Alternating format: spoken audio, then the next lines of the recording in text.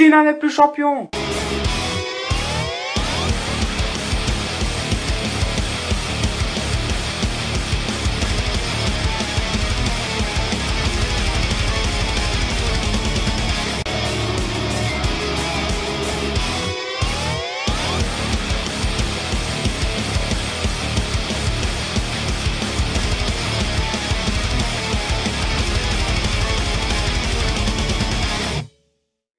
Quand même que je me calme.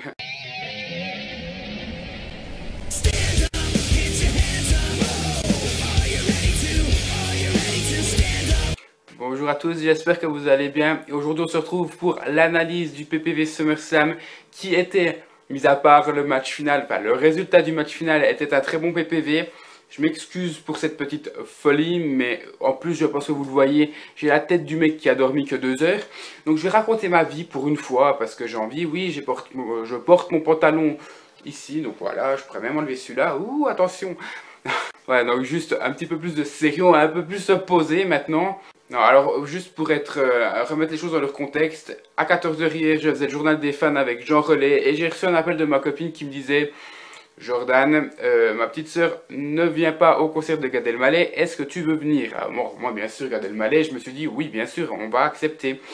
Donc j'y suis allé et je suis rentré à 2 h. Donc le temps d'arriver devant la télé, de changer les chaînes pour trouver AEB1 qui était introuvable, chez ma copine bien sûr. Il était 2 h 15 et donc je n'ai pas pu dormir. Or j'étais chez ma copine qui est dans un endroit qui est assez reconnaissable, un trou perdu. Et finalement, je suis rentré et je me suis endormi à 9 h. Et il est midi, donc j'ai dormi 2 h 30. J'ai juste regardé si j'avais mis mes petites notes sur mon iPhone. Mais voilà, maintenant vous savez tout. J'ai improvisé tout ça, même si c'est pas catastrophique. Je suis quand même un petit peu trempé, hein, je pense que ça se voit.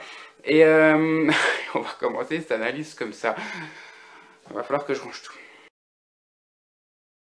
Alors, premier match, c'était Dolph Ziggler contre Le Miz. Le Miz, champion intercontinental qui défendait donc son titre lors de cette soirée, qui avait été annoncé comme opener et qui était donc l'opener. Je me recoiffe pour un minimum d'éthique visuelle et ça, je vais peut-être l'enlever aussi ou je le garde autour du cou. Voilà, ça fait un beau collier, une belle écharpe. Alors, je regarde mes notes encore une fois sur mon smartphone. J'ai marqué bon petit match bien rythmé. Failli croire à la victoire de Ziggler. Donc vous voyez clairement que quand je dis failli croire à la victoire de Ziggler, c'est que j'y croyais pas du tout à ce moment-là. Ensuite, j'ai mis quel contre du Miz avant son Skull Crushing. Alors là, il faut m'expliquer. Est-ce que c'est final ou est-ce que c'est finally? Parce qu'à chaque fois, on nous fait les deux variantes. Moi, je dis final et je disais tout le temps finally. Et il y a quelques semaines, je dis final. Il faudrait se mettre d'accord. Le nom de la prise pour moi, c'est Skull Crushing Finally, et on va s'arrêter là. Non seulement cette prise était juste incroyable comme elle a été renversée, et la petite cerise sur le gâteau, c'est de voir Ziggler qui contre justement ce Skull Crushing Finally, donc c'est une des premières fois que ça arrive, du moins avec un lutteur de petite envergure, si je peux appeler ça, si je peux appeler Ziggler comme ça. Et finalement, Ziggler porte son zigzag sur la mise pour devenir le nouveau champion intercontinental. Et là, c'est assez étonnant dans le sens où le Miz avait eu son titre depuis 1 mois seulement et je m'attendais clairement pas à ce qu'il le perde aussi rapidement. Ben, tous les lutteurs, tous les champions qui ont défendu leur titre ne l'ont pas défendu avec succès. Je crois que c'est une grande première depuis un bon moment. Donc voilà, c'est une chose à signaler. Et là, Ziggler, champion intercontinental, j'adore le Miz. J'aurais voulu qu'il ait un peu plus de temps en tant que champion, si on veut bien, parce que le Miz était un champion qui était crédible dans le sens où c'était pas Superman qui gagnait tout le temps tout parce qu'il était champion. En règle générale, un lutteur mineur, il gagne pas souvent de matchs et dès qu'il gagne le titre, il devient invincible. Là, c'était ça qui était différent avec le Miz, c'était pas mal. Donc j'espère qu'on va s'attendre quand même à un Dolph Ziggler de grand niveau, si on veut bien, pour défendre son titre intercontinental. Ça fait un peu plus d'1 an qu'il n'a pas eu de titre. Il n'avait jamais pu le défendre avec succès en PPV, donc c'est tout ce qu'on lui, en tout cas tout ce que moi je lui souhaite pour le prochain PPV Night of Champions le 21 septembre. J'ai mis 8 sur 10 pour la surprise incroyable parce que sur le moment j'étais assez époustouflé. J'ai juste été un peu plus clément je trouve dans les notes, dans le sens où le prochain PPV je commencerai mes nouvelles versions d'analyse. Ensuite, on a eu AJ Lee, la championne des divas, qui défendait son titre contre Paige dans le 4e match de leur vie ensemble.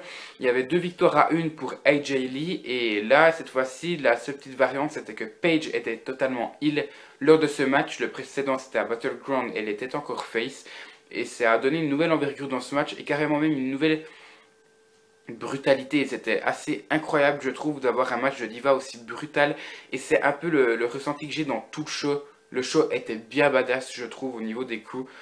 Et ça, c'est appréciable. J'ai mis match trop court pour un match aussi fort pour des divas. Et oui, c'est...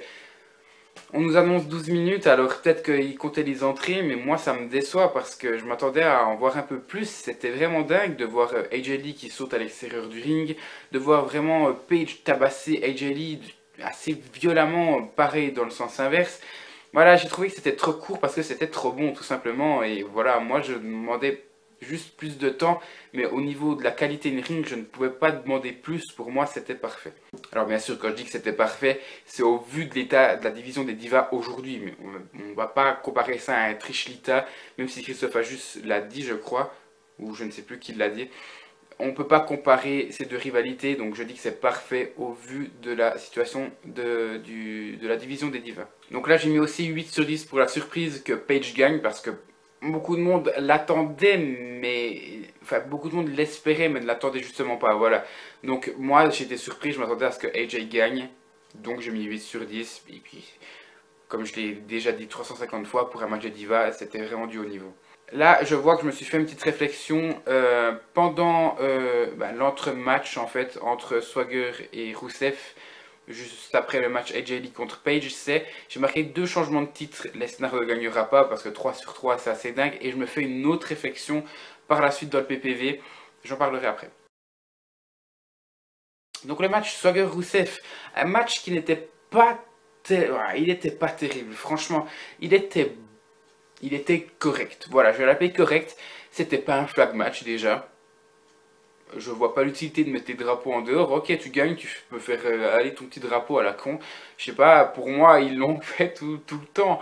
Il y a juste l'hymne qui est rajouté. C'était un bon moment, j'en parlerai après. J'ai mis que c'était un match très brutal aussi. Plus brutal que le premier, à mon sens, qu'il y a eu entre Swagger et Rusev. À mon avis, la rivalité continuera parce que Swagger n'a pas abandonné. Il s'est laissé aller dans une sorte de coma, mais il n'a pas abandonné. Donc ça, c'est une chose qu'il faut retenir. Encore une surprise ce soir parce que tout le monde, je crois, dans les commentaires, dans le concours pronostic, je crois qu'il y en a 1 sur 9 qui m'a répondu Rusev gagnant. Donc ça prouve que c'est quand même une belle surprise. J'allais mettre 8 sur 10, mais j'adore la WWE qui crache carrément à la gueule des États-Unis avec ce match-là parce qu'on s'attendait vraiment... Enfin, même Swagger et Colter arrivent avec des soldats américains qui, en tout cas, ouais, qui symbolisent l'Amérique, qui sont fiers, ils sont nationalistes. On va montrer qu'on est fiers de notre pays. Et à la fin, ils se font juste cracher dessus. Colter qui se fait massacrer. C'est un côté controversé avec ce qu'il y a en Ukraine. Ils ont osé mettre la Russie vainqueur, mais en plus de ça, montrer les Américains au sol. Il y a Lynn qui arrive avec Lana, on la sent émotive dans la storyline, et Rusev qui est fier de lui. C'est waouh, ce moment, même si j'aime pas forcément la Russie de par ce qui se passe en ce moment, pour moi c'est du théâtre, tout ça, donc on a le droit de faire des choses qu'on ne pourrait pas faire dans la vie normale si on veut bien. Et rien que pour ça, je mets 0,5 points en plus, j'ai mis 8,5 sur 10, parce que, waouh, un gros crachat à la gueule du pays. Et je trouve ça bien. Franchement, c'est du théâtre, donc ils osent se permettre, et je trouve ça bien. Le 4e match, alors on a... Bon, j'ai vu que beaucoup de personnes n'étaient pas contents de ce match-là. Comment ils font? Seth Rollins contre Dean Ambrose. J'ai mis quel match? Intervention de partout. Alors là, pour une fois que les bûcherons ne servent pas à rien, parce que juste les remettre sur le ring, c'est nul en fait. C'est juste nul. T'as des gens qui sont autour, et puis dès qu'il y en a qui sort, ils le tapent un coup, puis ils le mettent dedans. Voilà, moi je trouve ça pas très attrayant, pas très attirant comme stipulation, si c'est juste pour ça. Là, il y a tout le monde qui s'est mis sur la gueule, tout le monde qui allait sur le ring, c'était du grand n'importe quoi. Il n'y a quasiment aucune construction de match dans ce match-là, hormis les faits où ils doivent un peu s'éparpiller dans l'arène, où Seth Rollins doit avoir, ça j'ai pas trop aimé, doit avoir une réaction, une personnalité de fuyard parce qu'il en a marre, et ça j'ai pas vraiment aimé. je trouve que ça le décrédibilise un peu. Et l'intervention de Kane, ça ne l'aide pas dans ce sens-là parce que ça prouve qu'il ne sait pas faire tout seul. Enfin, c'est juste un petit détail parce que dans certains shows hebdomadaires, on le voit clairement intervenir et aller contre Ambrose alors qu'il n'est pas. Alors que ouais, Ambrose est debout et il va bien. Il y a une certaine illogique dans ce côté-là, mais sinon c'était vraiment parfait. Tout le monde qui intervient, les Wyatt, non, c'était vraiment du bon. J'ai mis Rollins et Ambrose sont magiques, juste pour le symbole d'un match anarchique, parce que même Kane essaye d'intervenir pour dire aux bûcherons d'aller les chercher, parce qu'ils font... C'était malade, cette Rollins, il allait envoyer Dean Ambrose hyper haut, là, je sais pas si vous avez vu, où les gens passent, bon, je pense que c'est une sortie, ou une sortie de secours, je sais pas comment appeler ça, mais Dean Ambrose, donc, allait tomber de quoi, de 3-4 mètres de haut, Rollins allait se suicider carrément avec, et s'il n'y avait pas les bûcherons qui étaient intervenus, ça aurait été un massacre. Et je me suis dit, il y a une rumeur comme quoi, pour le WWE Network, ils allaient laisser des rivalités en suspens sans avoir forcément de vainqueur. Et je me suis dit, ils vont être les deux fracassés, il n'y aura pas de vainqueur. Heureusement, il y a eu une suite. Et donc, Rollins gagne en battant Ambrose d'une manière assez controversée. Enfin, ne gagne pas de lui-même, et c'est ça qui est dommage. Mais sinon, le coup de mallette est juste incroyable. On peut aussi préciser que Dean Ambrose a volé le finish de Seth Rollins, donc le curb stomp. Ouais, ça c'est bien, il y a des bonnes... le peu de construction qu'il y a dans ce match, c'est du bon. Donc ça, c'est un truc qu'on peut mettre quand même en avant. Et vu que c'est de l'anarchie totale, j'ai mis 10 sur 10, parce que ça, c'est une note que je mettrai sûrement plus par la suite, étant donné que je serai beaucoup plus objectif que subjectif. Donc, je me permets de la mettre à ce moment-là. Ensuite, on a eu Bray Wyatt contre Chris Jericho, donc le match qui m'a le plus déçu de la soirée, si je me souviens bien. Oui, c'est celui qui m'a le plus déçu. Non, il y en a un autre. Ok, alors le deuxième match, parce que je m'y attendais beaucoup, donc j'ai plus une sensation de déception sur ce match-là. Je ne vais pas faire de suspense, que le match Randy Orton contre Roman Reigns. J'ai très peu de commentaires d'ailleurs sur ce match-là, parce que j'ai trouvé que c'était un petit peu toujours la même chose. C'est rébarbatif et c'est assez chiant. J'ai mis match bon, mais qui n'est pas assez bon en comparaison du dernier match, donc entre Seth Rollins et Dean Ambrose. J'ai mis que c'était beaucoup plus psychologique qu'impressionnant, et ça c'est dommage, parce qu'on en a trop vu en fait avec Bray Wyatt du psychologique, et maintenant on veut vraiment de la hargne et du physique pour montrer qu'il est supérieur aux autres, pas forcément dans le mental, mais aussi dans le physique, et ça m'a déçu. Et au bout d'un moment, il dit tu ne peux pas me tuer, je suis déjà mort, qu'il a dit à Chris Jericho en hurlant.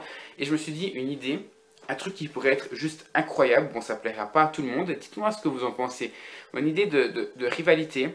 Il est mort-vivant en gros. Donc pourquoi les Wyatt, donc Eric Rowan et Luke Harper, n'apporteraient pas l'urne de l'Undertaker à Bray Wyatt?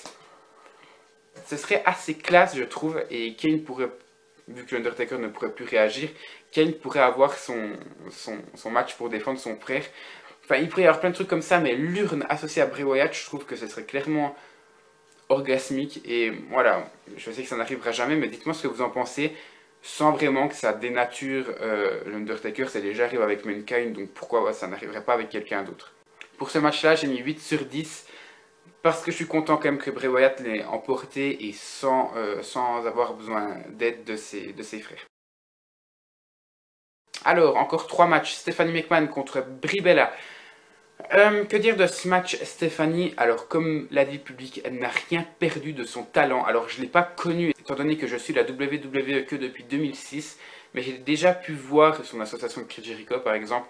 Elle lutte très très bien, enfin, elle luttait très très bien et elle n'a pas perdu grand chose de ce talent-là. Et moi, personnellement, j'ai trouvé que pour une personne qui n'avait plus lutté depuis plus de 12 ans, je crois, ou plus de 10 ans, franchement, elle se démerde pas mal. Et je peux pas dire ça, elle a fait faux, ça, elle a fait faux. Déjà parce que j'en ai pas vraiment vu.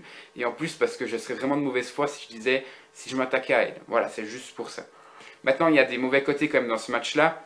J'ai mis Triple H et Nikki pas dans le coin de Stephanie et Brie. Ok, on nous annonce ça, c'est cool. On a annoncé même Triple H arbitre.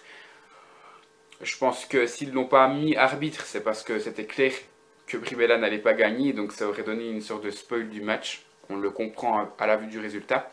J'ai mis bon match, mais pas autant que le premier. J'entends là, pas autant que le premier des Divas. J'ai préféré Paige contre AJ Lee. c'est assez contradictoire ce que je veux dire parce que j'ai mis la note de 8,5. C'est parce qu'il y a un heel turn et quand il y a un heel turn, c'est controversé et vous savez que je suis Mister Controverse. J'adore tout ce qui est, même si c'est mal amené, tout ce qui est controverse psychologique avec des heel turns. C'est quelque chose qui m'attire vraiment beaucoup dans le catch et c'est ça qui m'a fait tenir à certains moments où je voulais décrocher du catch parce que ça m'est arrivé.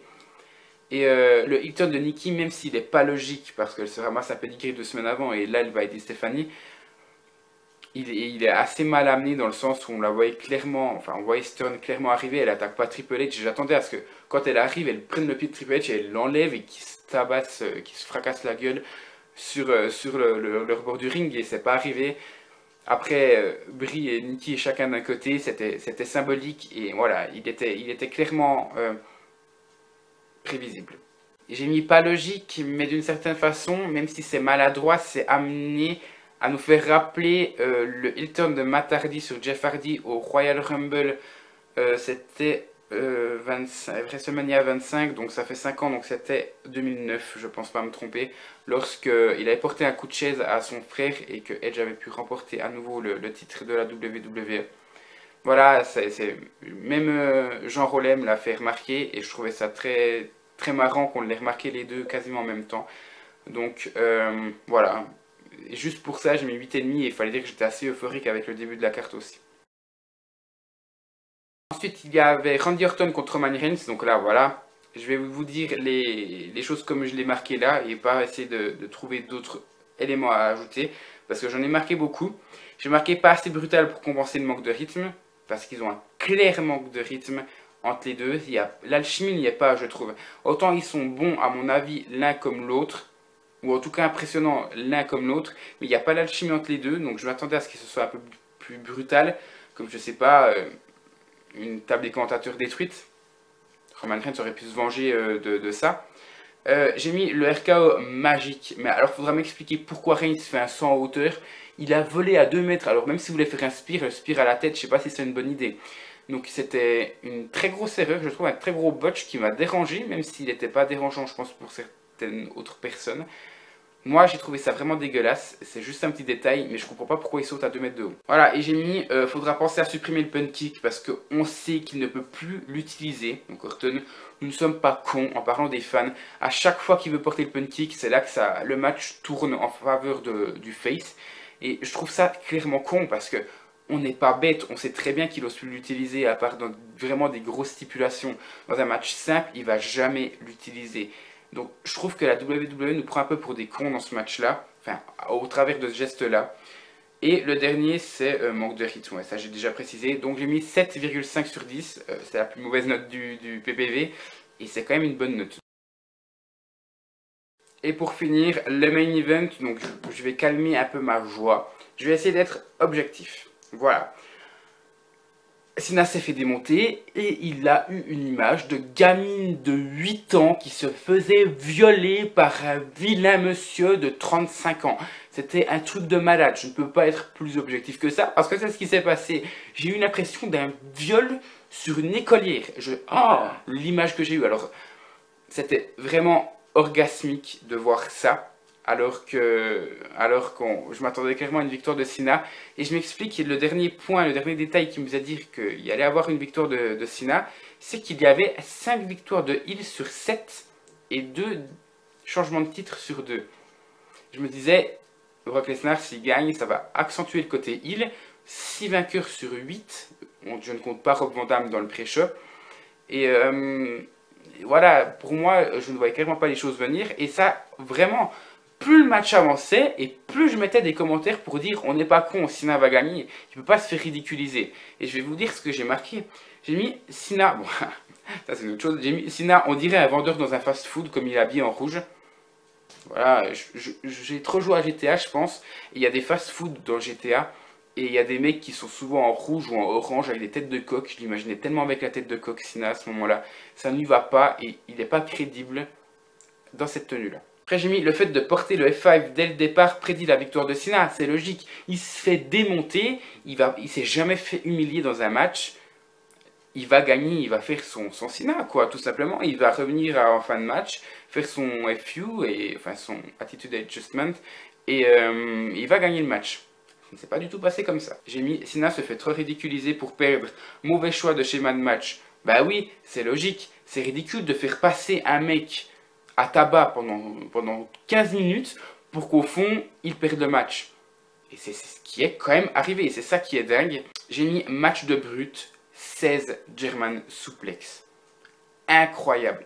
C'était un viol intersidéral. J'ai jamais vu ça à la WWE. Dans le main event d'un PPV, encore moins. Dans le main event d'un PPV majeur, c'est un truc de malade. Il a fait 3 coups de poing et un hey. Juste dingue. Lesnar est juste impressionnant. Et c'est ça que, même si c'est un part-timer, il est crédible, bon sang. C'est un truc de malade. Il a la carrure, il a la brutalité d'un mec. Mais tu te retrouves en face de lui, mais tu flippes. Moi, je fais dans mes frocs. Hein. C'est pas possible.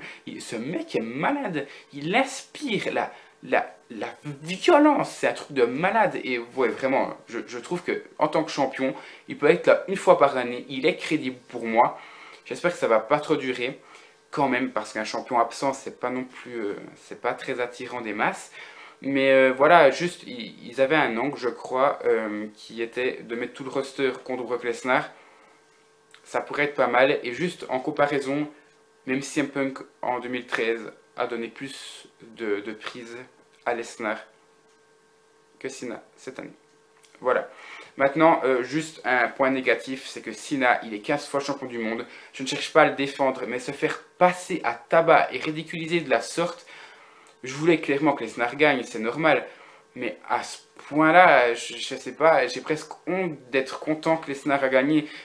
En reprenant l'histoire du viol, c'est comme si, je sais pas, vous étiez un petit peu malade mental dans votre tête, mais pas trop non plus. Et quand vous voyez le viol ou que vous l'avez appris, vous rigolez parce que la petite s'est fait déchirer. Vous voyez ce que je veux dire?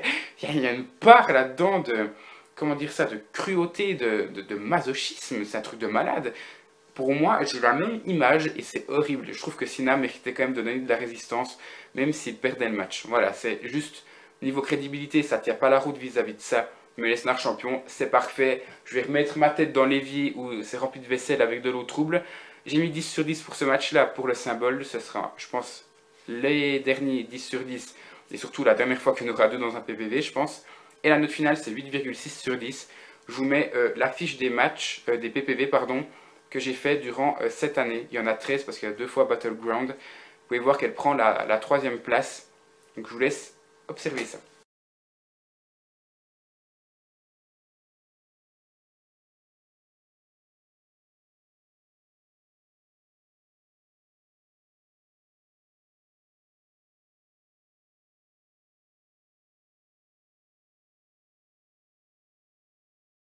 Et nous, on se retrouve pour l'analyse de Raw 1108 dans 2 jours.